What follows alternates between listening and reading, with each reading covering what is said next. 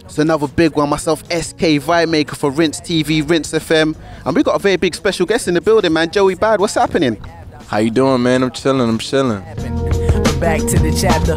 Mama told me follow dreams, you never had to ask her to. So that's what I do, became an MC master. Since then it's been a disaster for you. Any favorite rapper, go ahead, ask him. Who is Joey Bada? So many people are calling you a big future prospect for the future of hip hop.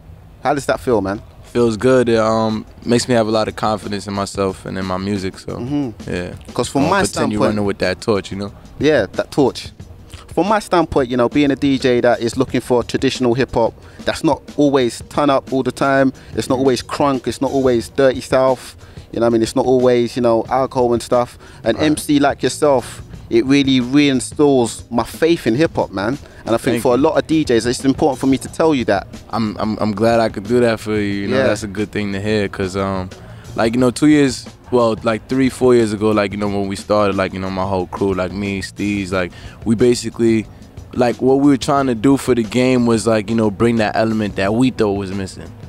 So, like, you know, we basically just became the change that we wanted to see.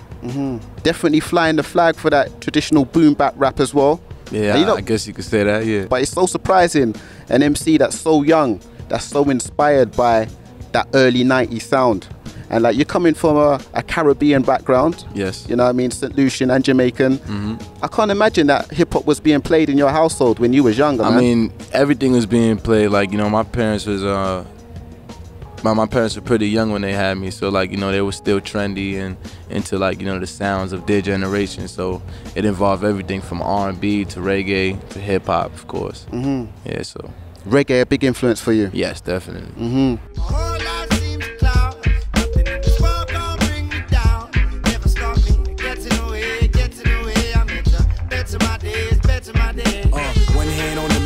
One hand on my sack, I'm thinking to myself, what if I handed it back? But I gotta hand it to myself from handling rap. Hand some verse and that's like hand-in-hand combat rehearsing. When was the point in which you actually got serious with this MC rapping thing? I'd say about 9th, 10th grade. Yeah. Yeah, because I've been rapping, like, you know, pretty much my whole life, but at a point, like, you know, I was just like, I don't know, I kind of didn't want to be considered as a rapper.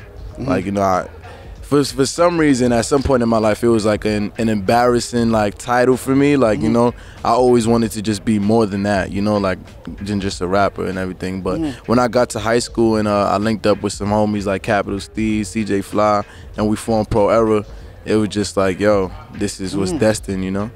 Expand on that, man. Like, embarrassing to be actually a rapper. Yeah.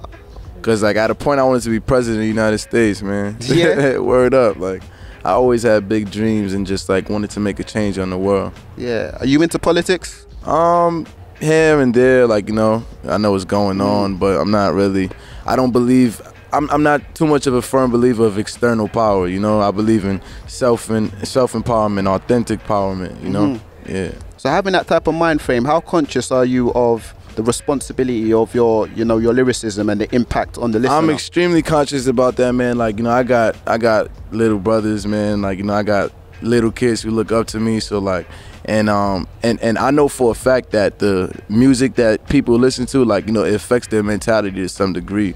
So, like, you know, I'm very conscious of what I put out there into the universe. Like, you know, word up. Why do you think there aren't more MCs? I mean, because people are in it for the external power, for the dollars, you know? Like, so it doesn't really matter. Whatever's going to make them the quick buck, whatever's going to have them everywhere is what they're going to go for. And they're not going to really pay attention to anybody else. Yeah. Now, we've spoken about, you know, the heavy influence of that boom bap sound with, you know, what Pro Era stand for and yourself, that 90s sound. Do you think that can be replicated now? Replicated is the wrong word.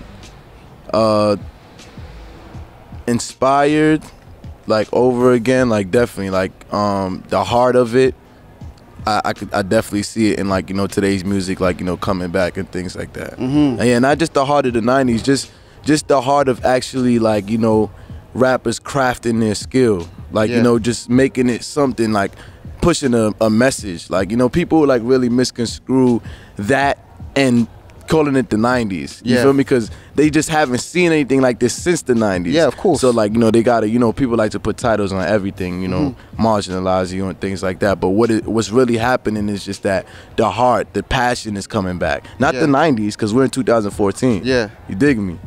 Yeah. Well, that being said, you know, because hip hop has become a lot about a lot of other things apart from the rapping ability. It's grown like 74 genres. There It's you like go. different 74 different genres of hip hop. Like, is it trap? Is it boom bap? Is it dance? Is it like, you know? Yeah. It's all like hip hop now. How important do you think in 2014 actual rapping ability is to the consumer? Rapping ability. Yeah. I think, well, shit, I'm probably the wrong person to ask that, because of course I would say, and I don't want to be biased, of course I would say rapping ability is extremely important, because, you know, I take it very seriously. But I just, like, you know, don't really disagree with the mediocrity that's, like, you know, happening a lot today. Like you could be, like, you know, like you could be other things. Like, there's other things to rap. I believe that. Like, you know, there's other things that you have to do and go hard with to succeed. Like, you know, have a successful career. Like, you know, image. Like, you know, things like that. But rapping ability is also very important. Because we're talking about your debut album, which is going to be coming out soon, Before the Money. Right. And it's got the $ in the title as well. Right. What can you tell us about the album, man? Shit, I don't know how to really say it. You just gotta hear it for yourself. And which sucks, like, you know, people always like, what is it gonna be? Like, can we just get it already? And that's all I want to do. I just want to deliver it. I don't want to speak much on it. Like, you know, I just want to deliver it, because the thing I hate the most about this game is people and their expectations. Yeah. So it's just like, yo, it's coming. Those expectations can be a killer, man. It's just, it sucks. Like, don't expect, just accept. Yeah. Like, I say it all the time, don't expect, just accept. And you know, with the albums as well, like when you've had an artist that's released a significant amount of mixtapes, people always want to compare the album to the mixtape as well. Are you quite conscious of that as well? You know, people saying, oh, but the mixtapes were better. Yeah, but my album is way better than my mixtapes. Like, you know, like, I've never worked, like, you know, this hard on something, you know, like trying to, like, you know, really construct it and just, yeah. And what I understand from the title, it's called Before the Money, but it doesn't necessarily mean before the money. It's before the peak in what you're doing, right? It's basically like, you know, just always remaining that person who you was, like, in the beginning. And this album, like, just the process of it has taught me so much about myself. Like, you know, it's taught me that I started making music for myself. Yeah. Not anybody else. You know, like, that's probably the greatest lesson that this whole thing has taught me. So, like, if I love it, then it's good. You know, like, it doesn't matter what anybody else thinks. Like, word up. Do you believe in much compromise to get, you know, more commercial appeal or anything like that? Have you never, you know... This actually is probably going to be the most uncompromised album you've heard in, like, the last 20 years. Yeah. Word up. Have you compromised before then? No. Never compromise. How could I compromise? How could I compromise? You know, with expectations sometimes, you know, with expectations, with record labels getting involved, with a team being around you sometimes. That's the thing. And that's what this album has taught me the most. It was never about the record labels. It was never about the people. Because it was me in my room by myself making the music that I love. So, like, that's what I'm sticking with forever. So how does a regular studio session go down with Joey Badass? Oh, man, it's different every time. Every fucking 547 sessions I've ever had was different. Never had the same type of studio session. It's just, and that's my character. Like, you would never spend the same exact time with me. You know, like, I'm very spontaneous. Like, you know, I might do it this way, I might do it that way. Yeah. Are you still writing down? Yeah, I don't limit myself. Yeah. I write or I don't write. Yeah. Whatever I'm feeling. When an artist always tells me that they don't write down, I feel like that's a limitation, you know? I feel like that sometimes too, because, like, you know, for a little period and like, you know, especially when I first started, I wasn't writing at all. And then what I came to realize about myself is when I write, I actually get the story down better. I could build a deeper picture. Opposed from when I don't write, it's like all feeling and all what's just flowing right now. You know, when I write, it's just like I give myself more time to think about it. Like, you know, I could say some deeper shit. So, like, word, I feel you on that. That's a good point. What's in store for the next 12 months for Joey Badass? World domination. World domination. I can't wait for this album to drop. I can't wait for this tour. Oh man, we're gonna be on the road for a long time. Yeah.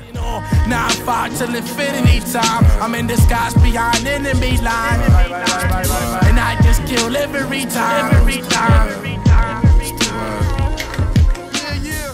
It's been another big one. Myself, SK Vibemaker for Rinse TV. I gotta say thank you very much, Joey Bada, for coming through. Man. Thank you for having me here. It's the young Don Joey Bada. Shout out to Rinse TV. We out in East London. We leading on 9-5 till infinity time. I'm in disguise behind enemy line.